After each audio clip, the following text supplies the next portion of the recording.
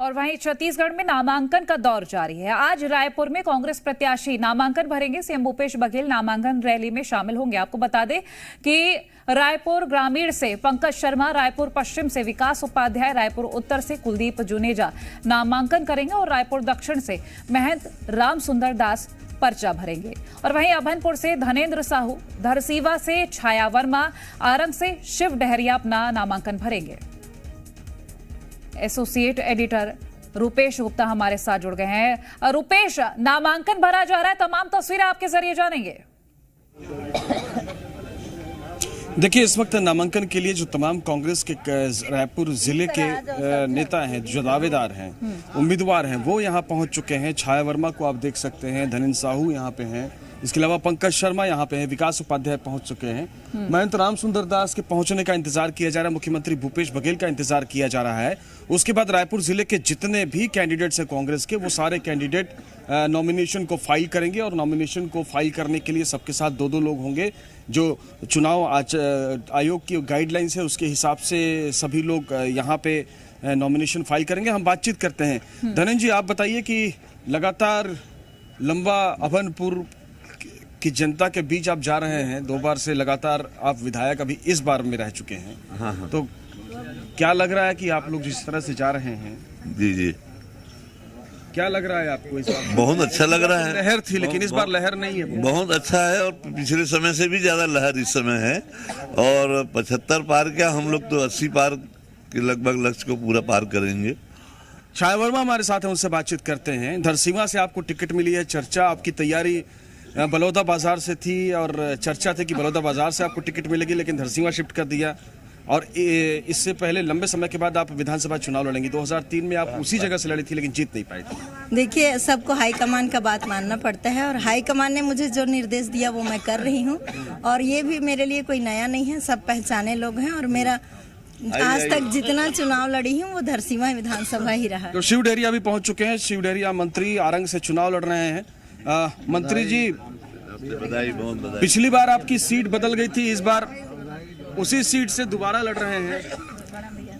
कितना इधर आ जाइए भैया, नमस्ते। नमस्ते, बधाई।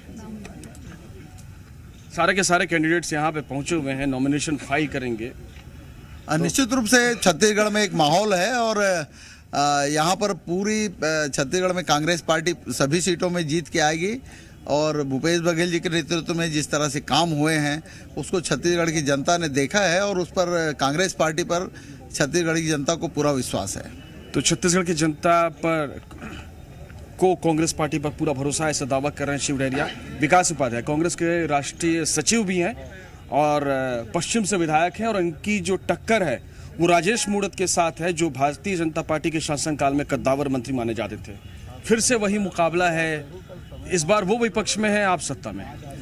देखिए, लड़ाई तो जनता के बीच की है। जनता के साथ कौन रहा है और कांग्रेस पार्टी की योजनाओं को घर घर तक पहुंचाना। और कांग्रेस पार्टी की योजना ऐसी योजना है जो हर घर में प्रत्येक परिवार को उसके मंथली बजट में फायदा पहुंचा रही है। और यही वजह है कि आज कांग्रेस का सब सर्वे में भी और तमाम कांग्रेस की हर जगह एक बढ़त बताने का वजह भी है कि शहर में कह रहे हैं कि कांग्रेस की स्थिति उतनी अच्छी नहीं है। देखिए, शहर में भी कांग्रेस बिजली बिल हाफ योजना, अलग अलग तरीके से किस प्रकार से Swami Atmanand English medium school की बात करें, आप जो मूलभूत समस्या का निदान कांग्रेस की सरकार में हम लोगों ने किया जो 15 साल से नहीं हुआ। रायपुर राजधानी की बात करेंगे तो रायपुर राजधानी में भी 15 साल में जो काम नहीं हुए उस काम को अभी सरकार ने किया है। चलिए, पंकज शर्मा हैं, इस बार सत्यनारायण शर्मा जी के लड़के हैं, उनकी जगह पे चुनाव लड़ेंगे। तो पिताजी की विरासत मिली है, तो चुनौती बड़ी है या रहा आसान है? पिताजी की विरासत भी है, पिताजी का आशीर्वाद भी है और 30 साल का मैं कांग्रेस का कार्यकर्ता भी हूं, तो पूरे कांग्रेस परिवार का आशीर्वाद मेरे साथ है। चुनौतियां तो हमेशा रहती हैं, लेकिन मैंने 30 साल में कांग्रेस के कार्यकर्ता के रूप में जो काम किया है, मुझको पूरा विश्वास है कि सभी आदरणीय साथियों का आशीर्वाद मुझको मिलेगा। जी, तो ये थे पंकज शर्मा।